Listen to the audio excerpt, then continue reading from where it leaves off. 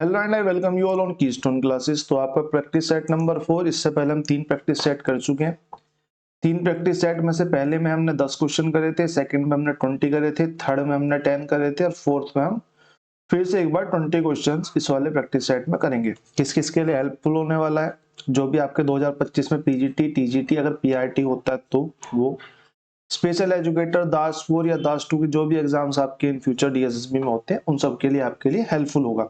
ठीक है, कहाँ से ये क्वेश्चंस बने हैं? ये क्वेश्चन जो है वो बेस है 2024 में जितने भी डीएसएसबी के एग्जाम्स हुए थे, हमने उसका एक टेलीग्राम चैनल क्रिएट करा था पिछले साल। आप फरवरी मार्च के आसपास ही स्टार्ट करा था मैंने चैनल। तो उस टेलीग्राम चैनल में मैंने जितने भी पेपर कराए थे, लगभग 150 से ऊपर वीडियोस है। तो लगभग आप मान सकते हो कि 100 प्लस तो पेपर्स मैंने कराए हैं। तो उन सब में जितने भी आपके बेस्ट क्वेश्चन थे मैंने इस टेलीग्राम चैनल पे डाल दिए थे। इन्हीं में से उठा के मैं आपके यहाँ पे जो सेट है ये सोल्व करा रहा हूँ। मतलब उन्हीं का सेट बना के मैं यहाँ पे प्रैक्टिस सेट के तौर पे सोल्व करा रहा हूँ। मेरी अपनी तरफ से कोई क्रिएशन नहीं है, सारा क्रेडिट डीएसएसबी को जाता है, उसके प्रीवियस ईयर को जाता है। ठीक है, और क्वेश्चन नंबर 1 पे आ जाते हैं। क्वेश्चन नंबर 1, एक ही बार मैंने डीएसएसबी के एग्जाम में इस टाइप का क्वेश्चन देखा है। There are just two ways in such 4 may be expressed as the sum of two different positive non zero integers. Non zero और पॉजिटिव। पॉजिटिव हमारा जीरो ना इधर पॉजिटिव होता है ना तो नेगेटिव होता है, तो हम इसे दोनों में ही कंसीडर कर सकते हैं, दोनों में ही कंसीडर नहीं कर सकते। इसलिए यहाँ स्पेसिफिक बोला गया है कि नॉन जीरो पॉजिटिव नंबर्स है। फिर उसने कहा जैसे कि 4 इज इक्वल टू 2+2 और 3+1 in how many ways 9 can express as the sum of two different positive numbers. अब मैं आपको इस क्वेश्चन को करने का तरीका क्या बताऊं, बस इसमें थोड़ा सा वो लगाना होता है, दिमाग लगाना होता है। जैसे 4 को लिखने के दो तरीके हैं। आप यहां से एक बात नोटिस कर पाएंगे कि 4 को हम लिख पा रहे हैं उससे सबसे बड़ी संख्या के साथ में कोई संख्या जोड़ के, ठीक है, उससे पिछली कोई संख्या। जैसे कि अगर मैं 5 की बात करूं तो 5 को कैसे लिख पाऊंगा? 2+3। और 5 को कैसे लिख पाऊंगा? 1+4। यही दो तरीके तो होंगे। जैसे कि अगर मैं 6 की बात करूं तो 6 हो जाएगा 1+5, 2+4 और 3+3। ये 3 सेट बन सकते हैं 6 के।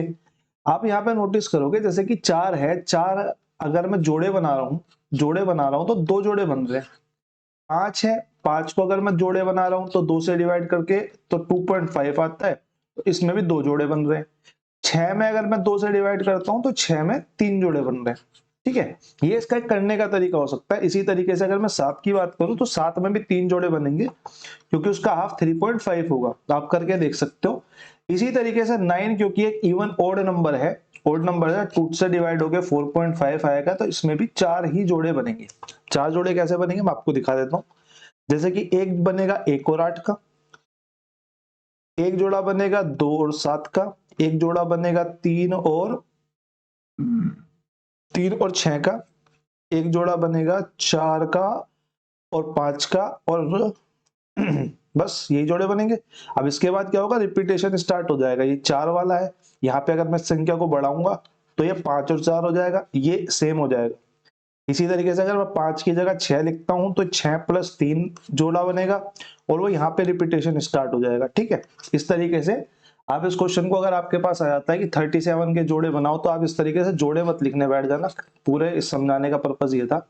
बस 2 से डिवाइड करना है, कितना है? 18.5। तो 18 जोड़े बनेंगे। अगर आपके पास 40 आ गया तो 2 से डिवाइड करेंगे तो पूरे 20 जो है, 20 सेट्स जो है वो आपके बन जाएंगे। इस तरीके से आप इसको डील कर सकते हो। क्वेश्चन नंबर 1 के बाद क्वेश्चन नंबर 2 पे चलते हैं। क्वेश्चन नंबर 2 कह रहा है कि दो व्यक्ति ए और बी एक कार्य को क्रम से 120 और 160 दिनों में, ये आपकी टाइपिंग मिस्टेक है इसमें, ठीक है, ए और बी है, 160 दिनों में कर सकते हैं। उन्होंने एक साथ काम शुरू किया, लेकिन ए ने कुछ दिन के बाद काम छोड़ दिया। बी ने शेष काम को 20 दिनों में पूरा करा। अब बी तो भाई साहब हमारे लगे ही रहे, बी तो हमारे लगे ही रहे। जब ए जो है वो 120 दिन में पूरा कर सकता है और बी जो है वो 160 दिन में कर सकता है, तो मैं यहाँ पे टोटल वर्क मान सकता हूँ कि 480 यूनिट्स होगा। एलसीएम लेके 120 का और 160 का, तो मैं यहाँ वर्क डन मान सकता हूँ कि एक दिन में 12 तिया 36, 12 चौक 48 करेगा, और ये 12 16 तिया 48 करेगा। एक दिन में 4 काम करेगा, एक दिन में 3 काम करेगा। अब ए और बी काम कर रहे थे, फिर ए ने काम छोड़ दिया। अब बी ने कितने दिन काम करा? बी ने 20 डेज काम करा। तो मैं ये बोल सकता हूँ एक दिन में अगर बी 3 काम करता है तो 20 डेज में 60 वर्क तो इसने डन कर दिया, इसने काम खत्म कर दिया।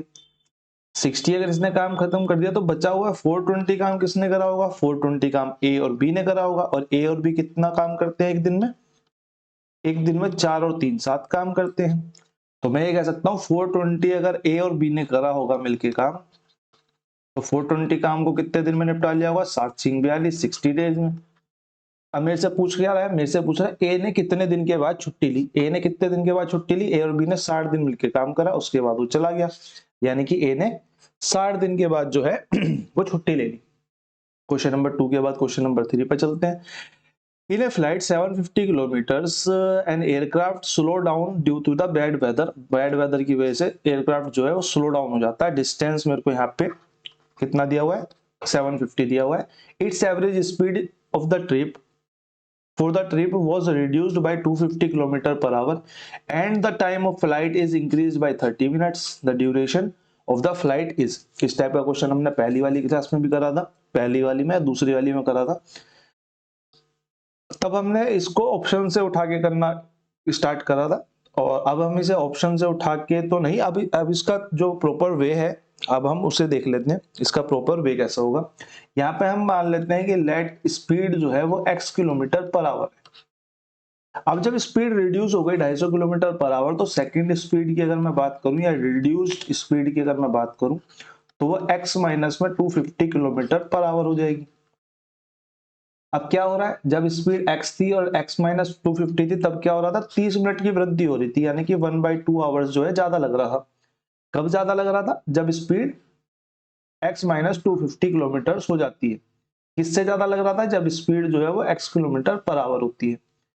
तो अगर मैं टाइम की बात करूं तो टाइम हमारा होता है डिस्टेंस अपॉन में स्पीड के। तो मैं बोलूंगा भैया डिस्टेंस हमारा 750 किलोमीटर, अगर मैं इस वाली स्पीड से ट्रेवल करता हूँ x minus 250 kilometre per our की स्पीड से ट्रेवल करता हूँ और 750 किलोमीटर जब मैं x किलोमीटर पर आवर की स्पीड से तय करता हूँ तो मेरे को 1/2 घंटा ज्यादा लगता है। 1/2 घंटा ज्यादा लगता है, यानी कि इस वाले केस में ज्यादा लग रहा होगा टाइम, इस वाले केस में कम लग रहा होगा। अब ये हमारी बन गई जी इक्वेशन। अब यहाँ से ना चक्कर ये क्वाड्रेटिक आती है, यहाँ से क्वाड्रेटिक इक्वेशन आती है, इसलिए मैं तो इसे प्रेफर करता नहीं जब भी एग्जाम में आता है। मैं तो इसके ऑप्शंस पे चला जाता हूँ। ऑप्शन वाला तरीका मैंने दूसरी वीडियो में आपको बता ही दिया था, वहां से आप देख सकते हो। जो रेगुलर देख रहा है उसे तो कोई दिक्कत होगी नहीं, जो नया है वो आपको पहली दूसरी वीडियो में आपको इसका तरीका ऑप्शन वाला मिल जाएगा, मैंने पहले वही कराया है। अगर मैं इसे आगे फर्दर सोल्व करूं तो यहाँ पे क्रॉस मल्टीप्लीकेशन हो जाएगा। क्रॉस मल्टीप्लीकेशन से क्या आएगा जी, 750x माइनस में 750x माइनस में 750 मल्टीप्लाई में 250 divided by x square minus में 250x इज इक्वल टू 1/2 के। अब अगर मैं आगे फर्दर इसकी भी क्रॉस मल्टीप्लाई कर दूं और मेरे को यहाँ पे दिख रहा है कि ये इससे कट जाएगा, तो मैं बोल सकता हूं कि माइनस का 750 मल्टीप्लाई में 250 इज इक्वल टू किसकी हो जाएगा, एक्स स्क्वायर माइनस में 250x के। ठीक बात है। अब अगर मैं आगे और फर्दर सोल्व करूं, इस 750 को उठा के उधर लेके चला जाऊं, सॉरी यहाँ पे भी 2 की मल्टीप्लाई हो जाएगी ना, ये इस 2 की मल्टीप्लाई हो जाएगी।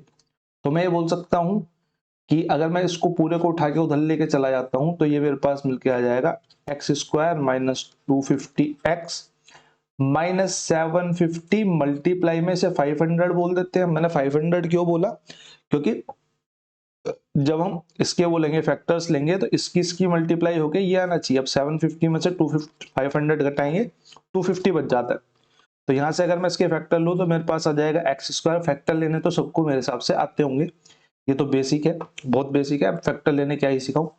तो एक्स स्क्वायर माइनस में 750x बड़ी वाली संख्या, क्योंकि यहाँ पे हमें 250 माइनस का चाहिए तो हमने माइनस वाली रख ली, प्लस में 500x माइनस में 750 इंटू में 500। ठीक है। अब इसमें कॉमन ले लेंगे, इसमें से कॉमन लेंगे, इसमें से कॉमन लेंगे, तो कॉमन लेके क्या आएगा जी हमारे पास, इस वाले में से क्या x कॉमन आ जाएगा, तो अंदर बचेगा x माइनस 750। इस वाले में से 500 कॉमन आ जाएगा, दोनों में ही है, तो यहाँ आ जाएगा प्लस में 500 और x माइनस में 750। अब सबको पता है, जिसको भी फैक्टर वाला केस पता है, ये प्लस वाला जो केस है ये तो माइनस निकाल के देगा और स्पीड आपकी माइनस में हो नहीं सकती, तो हम यहाँ से बोलेंगे कि x की वैल्यू हमारी आ जाएगी 750, क्योंकि x minus 750 is equal to 0 और 750 उधर जाके प्लस का हो जाएगा। अब ये तो लेकिन मेरी स्पीड आ गई, मेरे से क्या पूछा, उड़ान की अवधि क्या होगी। अब 750 किलोमीटर जाना था, 750 की स्पीड लेकर मैं बैठा हूं, तो टाइम कितना लगेगा, 750 अपॉन में 750 इज इक्वल टू 1 आवर, या फिर हम बोल सकते हैं 60 मिनट, जैसा कि ऑप्शन में हमें दिया हुआ है। ऑप्शन नंबर एक हमारा यहाँ पे करेक्ट आंसर हो जाएगा। आई होप आप लोगों को समझ में आ गया होगा। 2 मिनट का मैं पॉज लेता हूँ, अगर किसी को नोट डाउन करना है तो वो कर सकता है।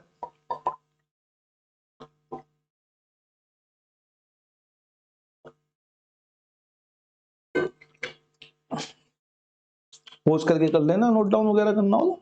और क्वेश्चन नंबर 4 पे आते हैं। क्वेश्चन नंबर 4 भी हमने करा हुआ था, इस टाइप का क्वेश्चन करा हुआ है। Two towns P and Q are 256 kilometre apart. A motorcycle rider start from P toward Q। अब यहाँ पे बना लेना जरूरी है पहली लाइन के साथ ही, क्योंकि लाइन के साथ ही हम फिर क्वेश्चन को सोल्व करते चलेंगे। टीएसडी के ऐसी टॉपिक होते हैं, टाइम एंड वर्क और टीएसडी के, लाइन टू लाइन उनको लिखते चले जाओ, सोल्व होते हुए चले जाएंगे। क्वेश्चन कह रहा है कि ये 256 किलोमीटर है, फिर एक बंदा जो है वो पी से स्टार्ट करता है टूवर्ड क्यू 1 PM पे। पी से स्टार्ट करता है टूवर्ड क्यू, पी से स्टार्ट करा टूवर्ड क्यू कितने बजे, 1 PM पे। फिर उसने बोला at the speed of 40 kilometre per hour, at the speed of 40 kilometre per hour. Another rider start from Q toward P 2 PM। Q से पी की ओर चलता है, लेकिन कितने बजे, 2 PM पे चलता है। कितनी स्पीड से चलता है, speed at the 32 kilometre per our, 32 kilometre per our. ठीक बात है। उसने पूछा कि what time they will cross और मीट ईच अदर। कुछ भी बोल सकता है, क्रॉस भी बोल सकता है, मीट भी बोल सकता है, बात दोनों एक ही है। ठीक है, अब ये तो मेरे को मिल गया। मैंने बोला 1 बजे ये चला है, 2 बजे चला है, तो मैं इसको भी पहले 1 बजे तक जाता हूँ। अगर ये 1 घंटा चल लेगा, यहाँ पे 2 PM इसको बच गए, तो मैं बोलूंगा 40 किलोमीटर इसने 1 घंटे में ट्रेवल कर लिया होगा, तो मैं बोलूंगा ये डिस्टेंस जो बचा है, इस डिस्टेंस की वैल्यू कितनी हो जाएगी, 216 किलोमीटर। मैंने बोला अब 2 बजे से दोनों चलने स्टार्ट हो गए एक दूसरे की तरफ। अगर एक दूसरे की तरफ स्टार्ट हुए हैं तो रिलेटिव स्पीड की अगर मैं बात करूं तो रिलेटिव स्पीड इन दोनों का सम हो जाएगा। इन दोनों का सम यानी कि 472 किलोमीटर प्रति घंटा रिलेटिव स्पीड आ जाएगी। डिस्टेंस मेरे पास है, स्पीड मेरे पास है, टाइम की अगर मैं बात करूं तो time is equal to distance upon में स्पीड। तो टोटल टाइम कितना निकल के आ जाएगा भाई, 216 किलोमीटर ट्रेवल करना है, 72 की स्पीड है, तो 7 या 21 यानी कि 3 आवर्स में जो है ये एक दूसरे को मिल जाएंगे। 3 आवर्स में कब, 2 PM के बाद, क्योंकि हमने दोनों को मिला दिया था, एक बार टाइम को मिला दिया था, तो एक्चुअल टाइम जिसपे वो मिलेंगे प्लस में 2 PM, तो ये हो जाएगा हमारा 5 PM पे जो ये दोनों आपस में राइडर्स जो है वो मिल जाएंगे। ऑप्शन नंबर एक हमारा यहाँ पे, सॉरी हाँ, एक हमारा यहाँ पे करेक्ट आंसर हो जाएगा। क्वेश्चन नंबर 4 के बाद क्वेश्चन नंबर 5 पे आते हैं। क्वेश्चन नंबर 5 आपका सिंपल सा क्वेश्चन है। मैं कोशिश करूंगा, मैं उम्मीद करूंगा कि आप लोग इसको खुद ही करेंगे। ज्यादा बेहतर तो वही है कि आप इसको खुद ही करें, बाकी आप लोगों की देखो मर्जी है। ठीक है, the ratio of the total amount distributed in all mens and all females as salary is 5:8। मेरे से कह रहा है टोटल सैलरी ऑफ मैन और टोटल सैलरी ऑफ वुमेन जो है वो 5:8 में है। फिर मेरे से अगली लाइन में कह रहा है the ratio of the salary of each male and each female is 3:4।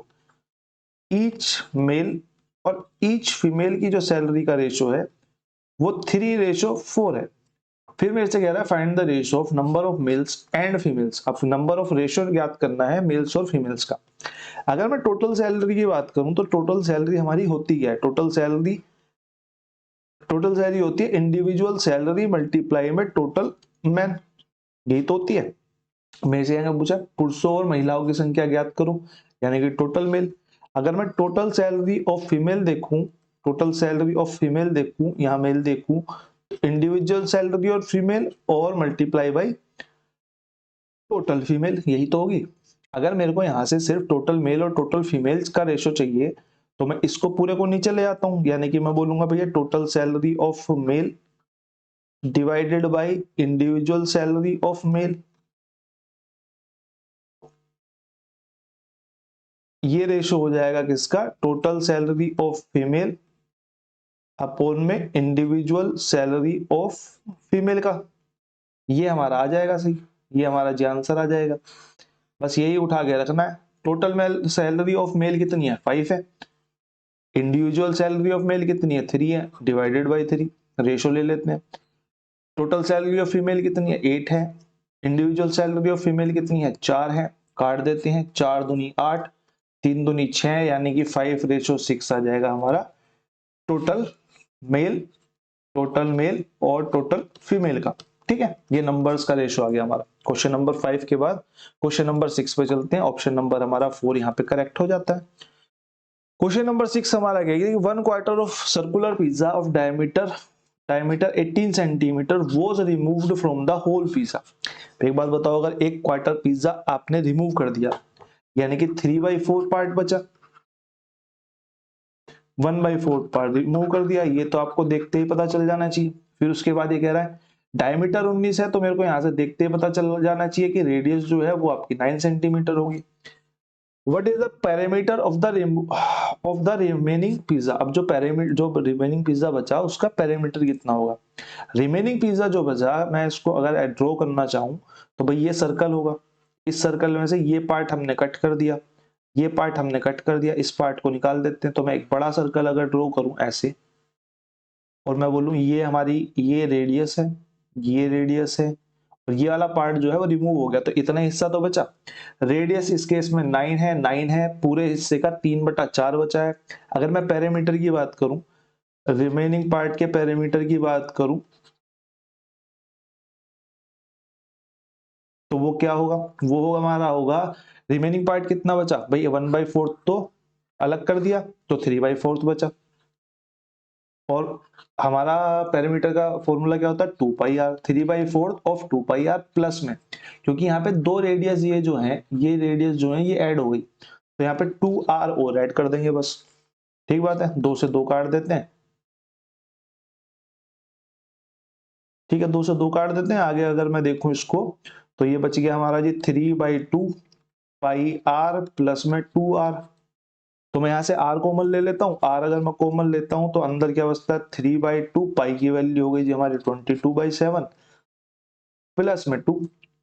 r की वैल्यू मेरे पास कितनी है, r की वैल्यू मेरे पास 9 सेंटीमीटर थी, तो 9 सेंटीमीटर डाल देते हैं 3/2, और 2 से काट देते हैं इसको 11 बार, 11 33, 33/7 प्लस में 2, और ये हो गया हमारा जी 9 मल्टीप्लाई में 7 दूनी 14, 7 दूनी 14 47, 7 दूनी 14, हाँ जी 47,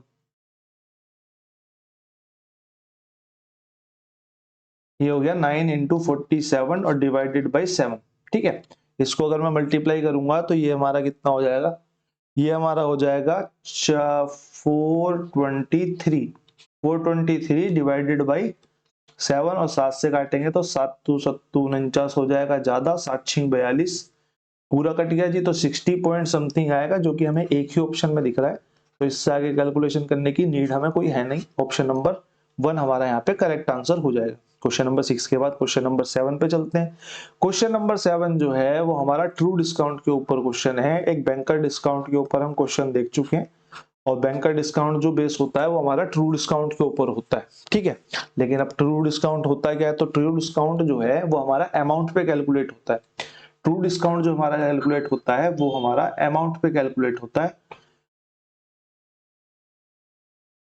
अमाउंट के ऊपर।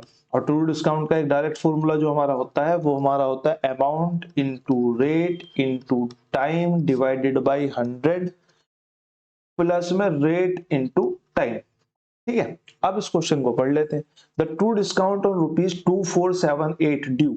अब ये हमारा अमाउंट है, ड्यू 4 मंथ्स हिंस इज 118, ये हमें ट्रू डिस्काउंट दे दिया। और 4 मंथ्स को अगर मैं ईयर्स में चेंज कर लूं तो 1/3 ईयर्स हो जाता है, 4 दिया बारह, हाँ 1/3 ईयर्स हो जाता है। तो मेरे को यहाँ पे क्या क्या दिया हुआ है, अमाउंट दिया हुआ है, मेरे को रेट नहीं दी हुई, मेरे को टाइम दिया हुआ है, और मेरे को यहाँ पे टाइम दिया हुआ है, यानी कि मेरे को यहाँ पे रेट निकल के आ सकती है। ट्रू डिस्काउंट मेरे को क्वेश्चन में दिया हुआ है। क्वेश्चन में ट्रू डिस्काउंट कितना दिया, 118, अमाउंट कितना दिया 2478, रेट कितनी बोली है, नहीं बोली है जी। टाइम कितना बोला है, 1/4 ईयर्स डिवाइडेड बाई 100 प्लस में 1/3 आर। ठीक बात है। अगर मैं इसको 4 से कट करना चाहूं तो हो सकता है, बिल्कुल हो सकता है। 4 6 24, 4 एकम 4 और 4 7 28। 4 एकम 4, सॉरी ये 1/3 है ना, 1/4 थोड़ी ना। तो 3 7 21, 3 8 24 और 3 दूनी 6 और 3 6 18 और 118 से ये पूरा का पूरा कट जाएगा। 18 8 8 64 पे, 8 7 56, 56 पे, सत्ते पे चला जाएगा पूरा। ठीक है, सत्ते पे चला जाएगा तो यहां से मेरा आ सकता है कि 1 इज इक्वल टू, यहाँ तो 1 ही बचा ना कट पिट के, 1 is equal to 7R upon में 100 प्लस में 1/3 आर के। फिर मैं आगे अगर बोलूंगा इन फ्यूचर, मतलब सॉरी इसके बाद का जो स्टेप होगा इसको इधर ले आते हैं, तो ये हमारा हो जाएगा 300 प्लस में r divided by 3 is equal to 7R के। अब 7 या 21 हो जाएगा। 21R is equal to 300 plus r के, r उधर जाके माइनस हो जाएगा, यानी कि 20R इज इक्वल टू 300 के। तो r is equal to 20 divide में चला जाएगा, r हमारी आ जाएगी 15%। Option number 1 sorry option number 3 हमारा यहाँ पे आपका करेक्ट आंसर हो जाएगा। ठीक है, आई होप आप लोगों को ये क्वेश्चन समझ में आ गया होगा।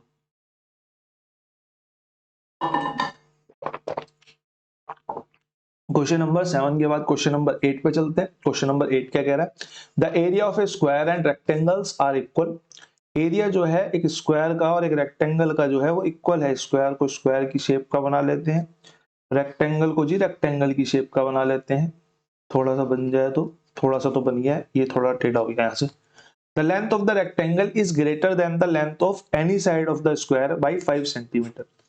अगर वर्ग की भुजा को मैं s मान लूं, क्योंकि इसकी तो सारी समान होती है, तो क्वेश्चन मेरे से कह रहा है कि जो लेंथ है वो s प्लस में 5 सेंटीमीटर है। फिर अगली बार उसने कहा कि breadth is 4 centimetre less. Breadth जो है साइड से स्क्वायर की 4 सेंटीमीटर लेस है। और मेरे से पहली लाइन में क्या कहा हुआ है कि area of square and rectangle is equal. अब इसका तो एरिया साइड स्क्वायर होता है, इसका एरिया लेंथ इनटू ब्रेथ होता है। अब मैं लेंथ की जगह ये वैल्यू डाल देता हूं, अगर ब्रेथ की जगह ये वैल्यू डाल देता हूं, इक्वेशन मुझे मिल जाएगी, मेरा काम हो जाएगा।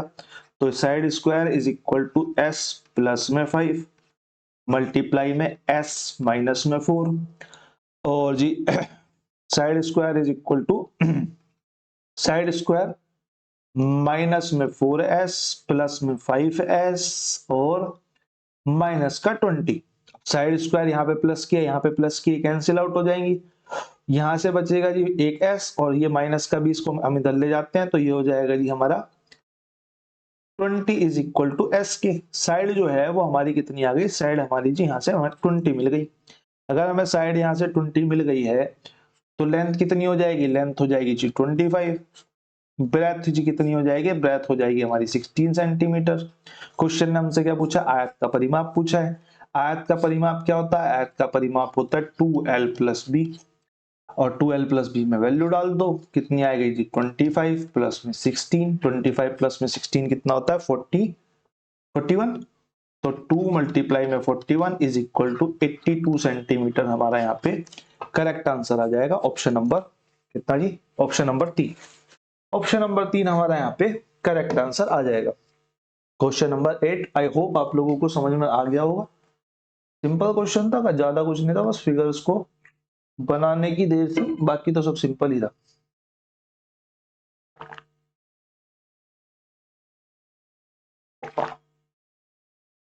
क्वेश्चन नंबर 8 के बाद क्वेश्चन नंबर 9 पे चलते हैं। क्वेश्चन नंबर 9 आपका सिर्फ सिंपल सा क्वेश्चन है, कुछ नहीं है इस क्वेश्चन में। तो ये आपका होमवर्क या रेंट वर्क है, और कृपया कृपया क्या, जो भी आपका जो भी आंसर देगा और जिसका राइट आंसर होगा उसको मैं कमेंट में हार्ट दे दूंगा, या उसकी कमेंट को ना मैं पिन कर दूंगा, ठीक है, जिससे कि आप लोग समझ पाओ कि आंसर क्या है। क्वेश्चन नंबर 9 के बाद क्वेश्चन नंबर 10 पे चलते हैं। The simple interest on a certain some of money at rate of interest 5% per annum in 2 years is 600। मेरे से कह रहा है कि भैया 2 साल का जो सिंपल इंटरेस्ट है ना वो 600 है।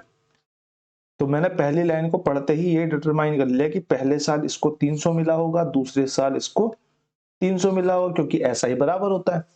फिर उसने कहा what is the compound interest on the same sum, sum बिल्कुल सेम है, for the same period of time, time भी सेम है, और at the same rate of interest यानी कि रेट भी सेम है। प्रिंसिपल सेम है, रेट सेम है, टाइम सेम है, तो इंटरेस्ट में फर्क पड़ेगा क्या? इंटरेस्ट पे कोई फर्क नहीं पड़ेगा भाई कंपाउंड इंटरेस्ट पे। कंपाउंड इंटरेस्ट पहले साल तो उतना ही मिलेगा जितना कि सिंपल इंटरेस्ट मिला है, दूसरे साल भी उतना ही मिलेगा जितना सिंपल इंटरेस्ट मिला है, लेकिन पहले साल के सिंपल इंटरेस्ट के ऊपर और इंटरेस्ट मिल जाएगा, यानी कि इस 300 के ऊपर 5% और मिल जाएगा। मेरे को यहां से दिख रहा है कि ये कितना आ जाएगा, 15 रुपए। अब 300 ये था, 300 ये था, प्लस में 15 यानी कि 615 रुपए जो है वो हमारा यहाँ पे करेक्ट आंसर आ जाएगा। अब इस केस में आप प्रिंसिपल वगैरह निकालने मत लग जाना, मैंने इसलिए ये तरीका बताया, किसी को समझ में नहीं आया हो तो दोबारा बता देना, कमेंट सेक्शन में बता देना, मैं दोबारा से एक बार एक्सप्लेन कर दूंगा पूरा। क्वेश्चन नंबर 10 के बाद क्वेश्चन नंबर 11 पे आते हैं। क्वेश्चन नंबर 11 पाई चार्ट का क्वेश्चन, आपके असिस्टेंट ग्रेड 3 के एग्जाम्स में आया था ये क्वेश्चन जो आया था, और इस तरीके का मुझे लग रहा हर दूसरे उसमें कॉलम बना हुआ आया था, और ये उनमें से सबसे अच्छा क्वेश्चन था क्योंकि इसमें 2 की स्कीम देके तीसरे की पूछ ली थी। Study the following information carefully and answer the question. The below table shows the investment of Neha and Sneha in 3 different insurance policies. Investment of Neha and Sneha in 3 different policies. 3 different policies क्या है जी? एक LIC है, एक NPS है, एक ELSS है। पैसे यहाँ पे स्नेहा के दिए हुए, यहाँ पे नेहा के दिए हुए। यहाँ पे क्वेश्चन पढ़ लेते हैं, सेकंड वाली लाइन में ही हमारा मेन क्वेश्चन होता है।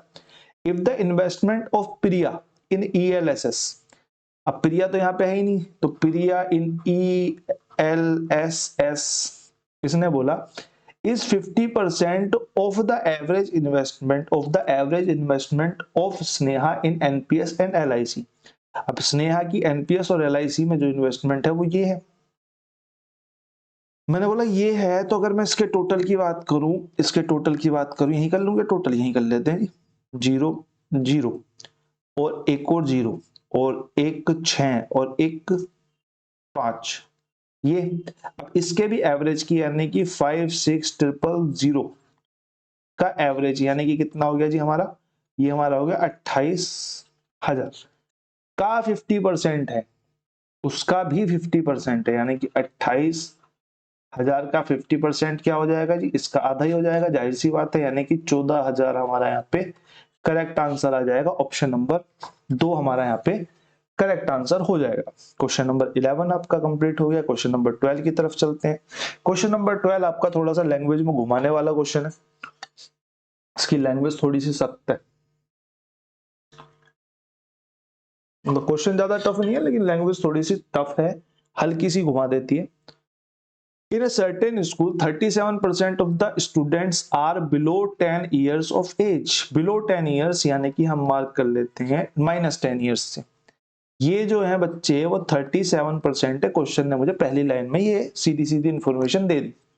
The number of students above 10%, number of students जो अबोव है 10 ईयर्स से यानी कि प्लस 10 ईयर्स है, 10 ईयर ऑफ एज इज 1/2, आधे हैं यानी कि मैं इसको एक बोल सकता हूं किसके, of the number of students of 10 years of age. अब ये 3 चीजें हो गई यहाँ पे, देखने में लगेगा 2 ही हैं लेकिन है 3। क्या है, एक तो बिलो 10 ईयर्स है, एक एक्चुअल 10 ईयर्स है और एक अबोव 10 ईयर है, बिलो अबोव और 10 ईयर। ठीक है, तो हमें यहाँ पे दिया हुआ है रेशो किसका, प्लस 10 ईयर्स का और एग्जैक्ट 10 ईयर्स का। ये एग्जैक्ट 10 ईयर्स वाले 2 हैं, तो ये जो है वो 1 है। ठीक है, कोई दिक्कत वाली बात नहीं है। मैंने बोला ठीक है भाई, अगर मैं ये बोलूं, अगर, और फिर उसने कहा विच इज 42, जो एग्जैक्ट 10 ईयर वाले हैं वो 42 हैं, एग्जैक्ट 10 ईयर वाले अगर 42 हैं तो मुझे यहाँ पे एक पेन चेंज करना पड़ेगा कि इस 2 की वैल्यू जो है वो 42 है। अगर इस 2 की वैल्यू 42 है तो इस 1 की वैल्यू कितनी हो जाएगी जी, इस 1 की वैल्यू 21 हो जाएगी।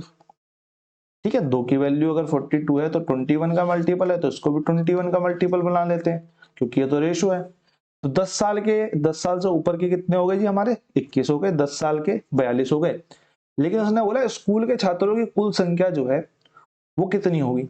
मैंने बोला ये तो इससे तो नहीं निकल पाएगा, इससे नहीं निकल पाएगा, तो मैंने इसकी तरफ देखा। मैंने बोला 37% अगर 10 साल वाले हैं और 10 से कम और 10 से ज्यादा यहाँ पे दिए हुए, यानी कि इन दोनों का टोटल जो है इन दोनों का टोटल जो है वो 100 माइनस में 37 होना चाहिए था,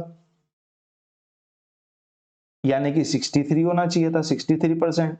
इसी 63 की वैल्यू हमने कितनी निकाली, हमने भी 63 निकाल दी। तो मैंने बोला 63% अगर 63 के ही इक्वल है तो 100% 100 के इक्वल होगा, यानी कि टोटल कितने स्टूडेंट हो जाएंगे, 100 स्टूडेंट्स हो जाएंगे, 100 स्टूडेंट्स हो जाएंगे, यानी कि ऑप्शन नंबर 4 आपका यहाँ पे एकदम करेक्ट आंसर हो जाएगा। क्वेश्चन नंबर 12 के बाद क्वेश्चन नंबर 13 पर आते हैं। एक बार आप लोग क्वेश्चन नंबर 13 पढ़ लीजिए और हम 1 मिनट का ब्रेक लेते हैं, 1 मिनट में है बस।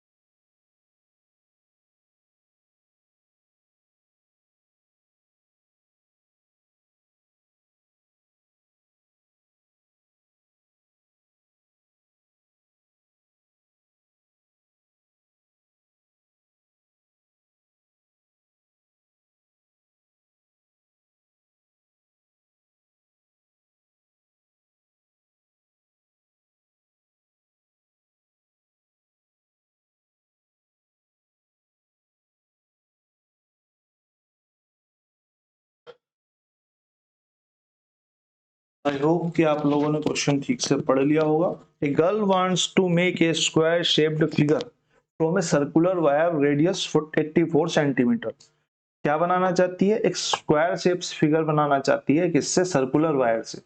मैंने बोला सर्कुलर वायर ये हुआ, और मेरे से क्या बोला, रेडियस उसकी 84 है। मैंने बोला जी रेडियस 84 मार्क कर देते हैं, कोई दिक्कत नहीं है।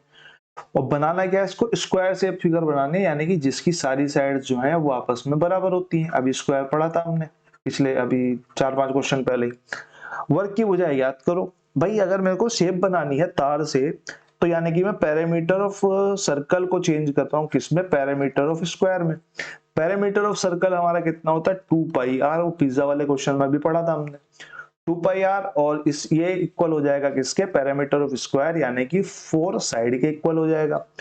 मैंने बोला यहाँ पे वैल्यू डाल देते हैं, यहाँ पे तो कुछ होगा ही नहीं, तो 2 इंटू 22/7 इंटू आर की वैल्यू कितनी है, 84 इज इक्वल टू 4 साइड के 4 से ये पूरा कट जाएगा, इसको काट देते हैं, इसको 11 पे काट देते हैं, इसको 7 से काटेंगे तो 7 एकम 7, 7 दूनी 14, यानी कि साइड कितनी आ जाएगी, 12 मल्टीप्लाई में 11, यानी कि 132 सेंटीमीटर। मेरे से साइड ही पूछी हुई है, हो सकता है आपसे पैरामीटर ऑफ स्क्वायर भी पूछने लग जाए, सॉरी एरिया ऑफ स्क्वायर भी पूछने लग जाए, तो एरिया ऑफ स्क्वायर कितना हो जाएगा, 132 का होल स्क्वायर। ठीक है, सारे जो फॉर्मूले हैं आपको एक क्वेश्चन को करते समय उसके सारे फॉर्मूले अपने दिमाग में रिवाइज कर लेने होते हैं। ये नहीं मैंने पैरामीटर का पढ़ा, क्वेश्चन तो पैरामीटर का याद है बस मैं छोड़ दूं, आपको कर्ण भी पता होना चाहिए, आपको विकर्ण भी पता होना चाहिए, आपको उसका एरिया भी पता होना चाहिए, आपको उसके आउटर में जो रिंग बनती है उसका भी पता होना चाहिए, सब कुछ पता हो।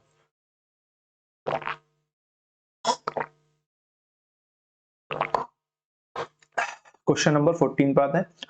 क्वेश्चन नंबर 14 हमारा कह रहा है कि the salaries of A B C are in the ratio of 3:5:6। Pen को जरा लाल कर लेते हैं। If there is an increment of 10%, 20% and 40%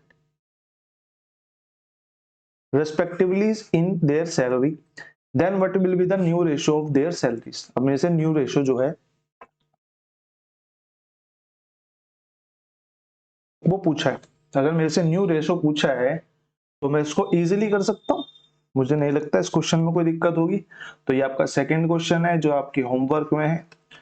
जो भी वीडियोस को पूरी तरीके से फॉलो करते हैं कृपया करके कमेंट सेक्शन में अपना आंसर दीजिए, मैं आपका आंसर जो है कमेंट सेक्शन में पिन कर दूंगा। क्वेश्चन नंबर 14 के बाद क्वेश्चन नंबर 15 पे आते हैं। क्वेश्चन नंबर 15 कह रहा है 188 is divided into two parts in such a way that the fifth part of the first and the eighth part of the second are in the ratio of 3:4। अब मेरे को नहीं पता इनके फर्स्ट पार्ट और सेकंड पार्ट क्या, तो मैं लेट कर लेता हूँ फर्स्ट पार्ट को x और सेकंड पार्ट को y। मैंने बोला x का 1/5 भाग और y का 1/8 भाग इक्वल किसके हैं, 3:4। अब 3:4 को ये दोनों जो हैं वो इक्वली होते हैं, ठीक है, ये दोनों चीजें इक्वल है, आप बट्टे में भी लिखोगे ना तो ये रेशो ही है, कहीं किसी को डाउट हो तो बस और कुछ नहीं करना। तो ऊपर ऊपर यहाँ पे ये इनको क्रॉस मल्टीप्लाई कर देते हैं, क्रॉस मल्टीप्लाई करेंगे तो ये जो हो जाएगा हमारा 8x अपॉन में 5y इज इक्वल टू 3/4 के 3/4 के होगा तो कटेगा तो कुछ नहीं, तो ये हो जाएगा 8x अपॉन में y इज इक्वल टू 5×15 और 8 चौक 32 के। मैं से बोला था कि 188 को डिवाइड करा जाता है, मेरे हिसाब से तो ये निकल के आया 47, यानी कि 47 की वैल्यू कितनी है जी, 47 की 188 है। फिर मेरे से पूछ रहा फर्स्ट पार्ट कितना होगा, फर्स्ट पार्ट 15 है, तो 15 की वैल्यू निकाल देते हैं। ये मैंने देखा 7 चौक 28 4 गुना है, तो मैं इसको भी 4 गुना कर देता हूँ, तो 15 चौक 60 जो है वो हमारा यहाँ पे राइट आंसर आ जाएगा, ऑप्शन नंबर 3 यहाँ पे हमारा करेक्ट आंसर हो जाएगा। क्वेश्चन नंबर 15 के बाद क्वेश्चन नंबर 16 पे चलते हैं। क्वेश्चन नंबर 16 क्या कह रहा है, एक टंकी a cistern has 2 pipes, one can fill it with water in 36 hours, ये फिल कर रहा है, and other can empty it in 20 hours, यानी कि ये माइनस कर रहा है। फिर मेरे से बोला in how many hours will the cistern be emptied if both pipes are opened together when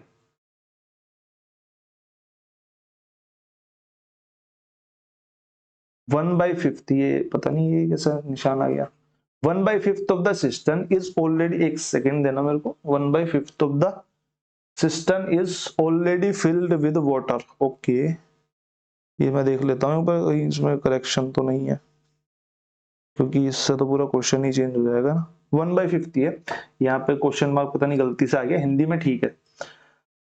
question कह रहा है कि जो ए पाइप है वो 36 आवर्स में भर सकता है, बी पाइप जो है वो 20 आवर्स में खाली कर सकता है, ये प्लस कर सकता है या माइनस कर सकता है। तो मैंने बोला एलसीएम ले लेते हैं, मैंने बोला एलसीएम जो है वो 0 आनी चाहिए बस लास्ट में, एलसीएम तो वही हो जाएगा, तो 36 दूनी 72 और 36 पंजे कितना हो जाएगा 180।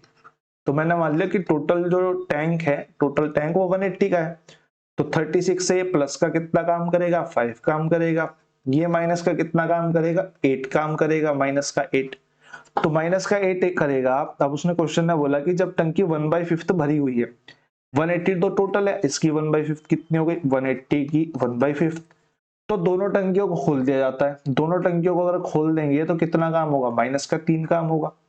दोनों टंकियों को एक साथ खोलेंगे तो माइनस का 3 काम होगा, तो 5 से कम 5, 5 या 15 और 5 30, 36 इसको वर्क करना है, 36 इसको खाली करना है, कितनी देर में खाली कर लेगा 36 और डिवाइडेड बाई 3, यानी कि 12 आवर्स में जो है ये इसको पूरी तरीके से 1/5 पार्ट को खाली कर देंगे दोनों मिलके, यानी कि ऑप्शन नंबर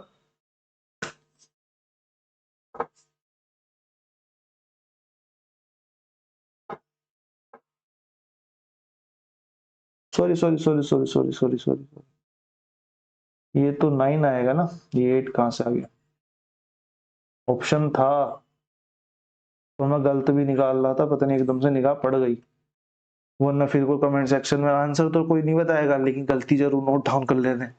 ठीक है, तो ये 9 आएगा, और 9 आएगा तो यहाँ पे माइनस का कितना 4 काम होगा, तो 1/5 ऑफ 180 कितना हो जाएगा हमारा, 1/5 ऑफ 180 हमारा 36 हो जाएगा। 36 को 4 के उससे पर मिनट खाली करने के हिसाब से पर आवर कितने घंटे लगेंगे, 4 से डिवाइड कर देंगे, यानी कि 4 नहीं 36, यानी कि 9 आवर्स में जो है ये टंकी को पूरी तरीके से खाली कर देगा। ऑप्शन नंबर बी हमारा यहाँ पे करेक्ट आंसर हो जाएगा। क्वेश्चन नंबर 16 के बाद आते हैं जी क्वेश्चन नंबर 17 पे। क्वेश्चन नंबर 17 मैं आपको दूसरी क्लास में करा चुका हूँ, ये सिर्फ मैंने आपको इसलिए डाल के दिया है जिससे कि आप ऑप्शन चेक कर सको और एक बार अपने होमवर्क में से दोबारा कर सको। सेकंड वाली क्लास में ये क्वेश्चन कराया हुआ था, सेकंड वाली या फर्स्ट वाली में, ठीक है। क्वेश्चन नंबर, इसमें डबल वो बनते हैं, ग्राफ बनते हैं, डबल पाई चार्ट बनेंगे, दूसरा पाई चार्ट बनाएंगे, इसमें सिर्फ गर्ल्स का कराया था ना, याद होगा मेरे हिसाब से। क्वेश्चन नंबर 10 के बाद क्वेश्चन नंबर 18 पे चलते हैं, सॉरी 17 के बाद 18 पे चलते हैं। एक व्यक्ति पहले 2 वर्षों में 4%, अगले 3 वर्षों में 5%, अगले 5 वर्षों में अधिक अवधि के लिए 5 वर्ष से अधिक अवधि के लिए 10% की दर से एक निश्चित राशि उधार लेता है, और 9 वर्ष के अंत में, अरे 9 हाँ 9 वर्ष के अंत में 1520 रुपीज का कुल ब्याज का भुगतान करता है, तो उधार ली गई राशि बताओ। मेरे से क्वेश्चन कह रहा है कि भाई 2 साल के लिए 4%, अब अगले 3 साल का मतलब है कि 2 से 5 साल के लिए, 2 से 5 साल के लिए, 3 से 5 साल के लिए, सॉरी 3 से 5 साल के लिए 5% की दर से लेता है, और 5 से प्लस यानी कि 6, 7, 8, 9 सबके लिए 10% की दर से ले रहा है। मैंने बोला 2 साल में कितने परसेंट ब्याज मिल जाएगा इसको, तो देना पड़ेगा 8% देना पड़ेगा। यहाँ पे 3 साल है तो यहाँ पे 5 की दर से 15% इसको ब्याज देना पड़ेगा। 5 प्लस की अगर मैं बात करूं तो 9 साल के अंत में इतने रुपए दिए, यानी कि छठा, सातवां, आठवां, नौवां, यानी कि 4 ईयर यहाँ पे हो गए, तो 4 ईयर में 10% की दर से 40% इसको यहाँ देना पड़ेगा। तो मैं बोलूंगा टोटल ब्याज इसे कितना देना पड़ेगा, 8 प्लस 15 प्लस में 40 यानी कि 55, 55 प्लस 5 60, 60 और 60 और 3 63, यानी कि 63% इसको यहाँ पे ब्याज देना पड़ेगा। लेकिन रुपए में कितना है, रुपए में 15120 है, यानी कि 63% की वैल्यू कितनी है, 15120 है। तो मेरे को 100% की निकालनी है क्योंकि उधार दी गई राशि पता करनी है, तो 100% कितने के इक्वल हो जाएगा। अगर मैं सीधा देखूं तो 6 दूनी 12 और 3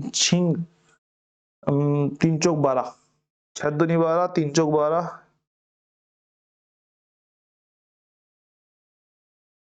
6 दूनी और 4 24 पे कट जाएगा, एक काट ही लेते हैं ना, 120 अपॉन में 63 मल्टीप्लाई में 100, और ये कट जाएगा हमारा 6 दूनी 12 और 6 चौक पे 240, और उसके आगे लग जाएंगी 2 0 1 2।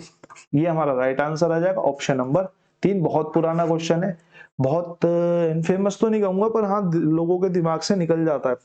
जो नए आते हैं ना, नए बच्चों को फंसाने वाला क्वेश्चन है, वैसे इस क्वेश्चन में कुछ नहीं है। अगर इस तरीके से करोगे, वैसे करोगे तो बड़े फंस जाओगे। कैसे करोगे बड़े फंस जाओगे, जैसे किताबों में लिखा हुआ है कि P into R into T, R1 T1, फिर प्लस में करो जी 100, P into R2 into T2 upon में 100, फिर ऐसी थर्ड रखोगे, फिर उसके बाद निकल के आएगा, उसमें फंस जाओगे। इस तरीके से करोगे, बहुत बेसिक क्वेश्चन है, कुछ नहीं क्वेश्चन में। क्वेश्चन नंबर 19 पे आते हैं। क्वेश्चन नंबर 19 कह रहा है a man spends 1/4 of his food income on food, 1/6 of income on house rent, 2/5 of his income on clothes. Income का 1/4, इनकम का 1/6, इनकम का 2/5, ना कि रिमेनिंग इनकम का 2/5 और रिमेनिंग इनकम का 1/6। ठीक है, ये याद रखना है, रिमेनिंग वाला केस अलग होता है, सिंपल इनकम वाला केस अलग होता है। क्वेश्चन कह रहा है कि भैया जी मेरा जो बंदा है वो फूड पे 1/4 पार्ट इन्वेस्ट वो कर देता है, स्पेंड कर देता है।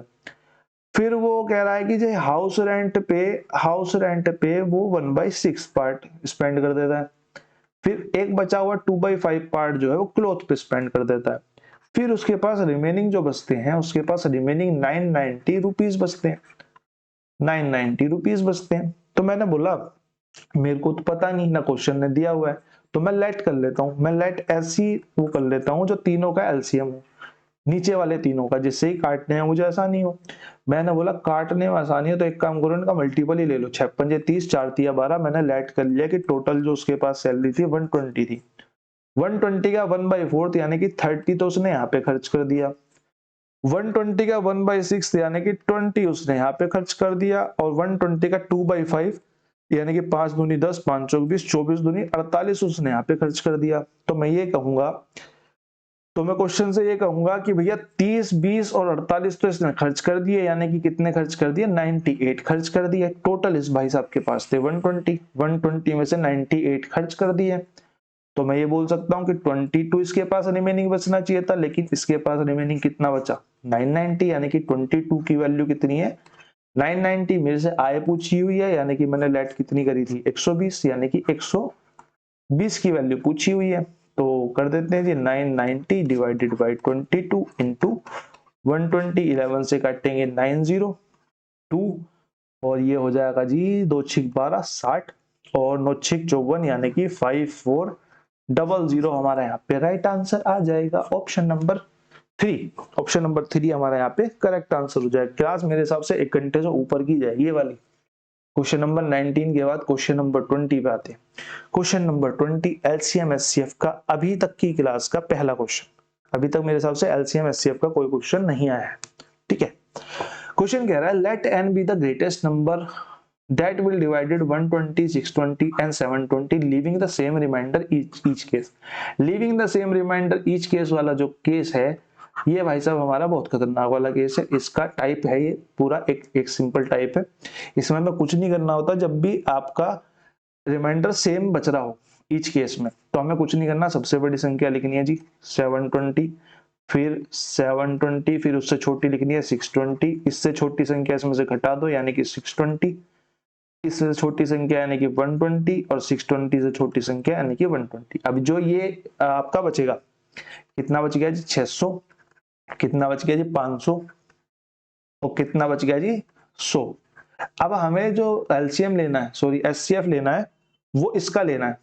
अब हमें सिर्फ एचसीएफ जो है वो इसका लेना होता है और कुछ नहीं करना होता, ठीक है। 600, 500 और 100 का एचसीएफ क्या हो सकता है? 600, 500 और 100 का एचसीएफ हमारा 100 हो सकता है। तो n के अंकों का योग फिर से पूछा है, n के अंकों का योग कितना हो जाएगा 1 + 0 + 0। ये एचसीएफ ही हमारा आंसर होता है, ठीक है। 1 + 0 + 0 यानी कि 1 इज हमारा राइट आंसर। ऑप्शन नंबर कितना जी? ऑप्शन नंबर 2 हमारा यहाँ पे करेक्ट आंसर हो जाएगा। यहाँ पे आपकी आज की क्लास होती है समाप्त। कोई भी सुझाव, कोई भी क्या बोलते हैं उसे, पीडीएफ आपको टेलीग्राम चैनल पे मिल जाएगी। We can't save this document, अरे तेरी,